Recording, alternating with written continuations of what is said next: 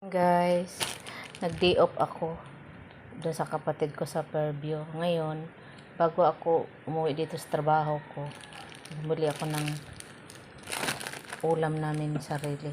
Sarili ko tong pera. Hindi to sa amo namin. Kasi wala talaga kami kaulam-ulam dito. Kaya sariling bulsa to namin. Tsaga na lang kami sa dilata kasi naubos na yung tuyo namin.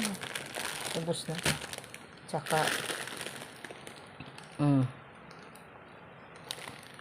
yung tawag nitong pansit canton.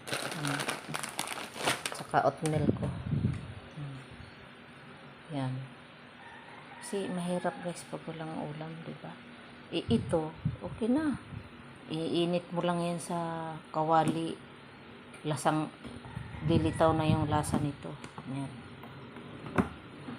Sa Pure Gold ako niya nag-grocery. Kasi wala talaga. Masyado sila dito. Wala talaga. Ewan ko lang. Diba?